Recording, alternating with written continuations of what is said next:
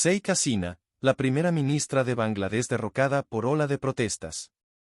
Hasina huyó del país este lunes en un helicóptero después de que una revuelta que comenzó en julio con protestas estudiantiles contra las cuotas que benefician a ciertos sectores en el acceso a puestos de funcionarios derivara en un movimiento de rechazo a su gobierno.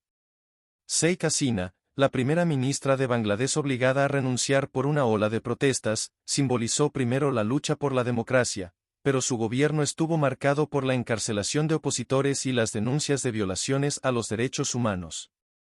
Hasina, de 76 años, huyó del país este lunes en un helicóptero después de que una revuelta que comenzó en julio con protestas estudiantiles contra las cuotas que benefician a ciertos sectores en el acceso a puestos de funcionarios, derivaran en un movimiento de rechazo a su gobierno. En total fue primera ministra durante 5 mandatos, los últimos 4 consecutivos. Los últimos 15 años en los que estuvo al mando de Bangladesh estuvieron marcados por un auge de la economía y el año pasado Hasina prometió que convertiría a Bangladesh en un país desarrollado, pero cerca de 18 millones de jóvenes están desempleados, según las cifras del gobierno. Su último mandato, que comenzó en enero, estuvo marcado por el boicot de la oposición a las elecciones que denunció que no fueron libres ni justas, un auge de la economía. Es hija de Sheikh Mujibur Rahman, un revolucionario que lideró la lucha por la independencia de Pakistán en 1971 y que después fue primer ministro.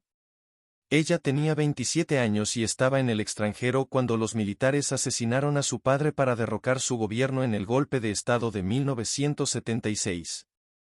Pudo regresar al país 6 años después para liderar el partido de su padre, la Liga Awami, tomando una antorcha de la lucha por la democracia, que la llevó a unir sus fuerzas con el Partido Nacionalista de Bangladesh, BNP, de Khaleda Zia.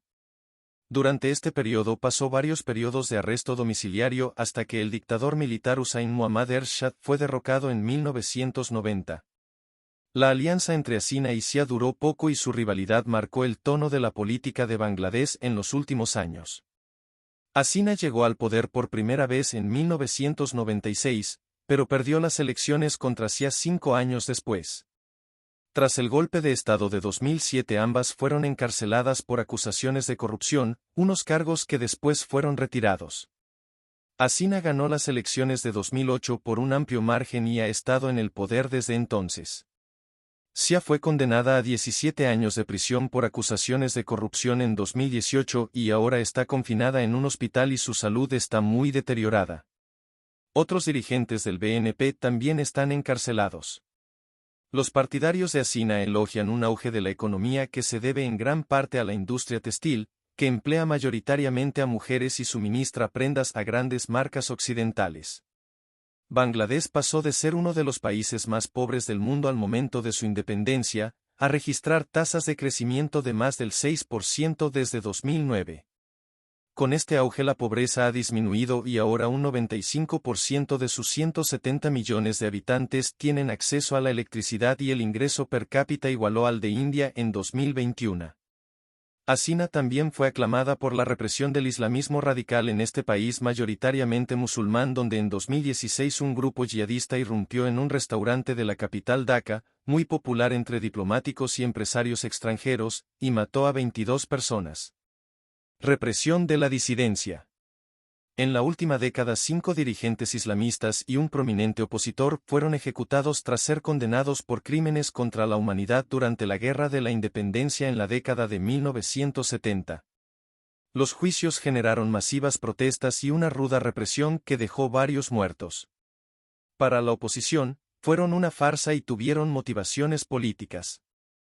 Estados Unidos impuso sanciones en 2021 a una rama de las fuerzas de seguridad y a 7 de sus altos mandos por acusaciones de violaciones de los derechos humanos.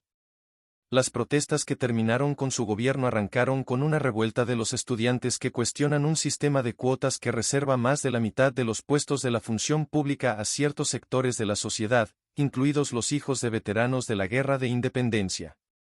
Durante las movilizaciones, Hasina defendió su gobierno afirmando que trabajó por el país y recorrió las áreas de la capital donde los disturbios generaron destrozos.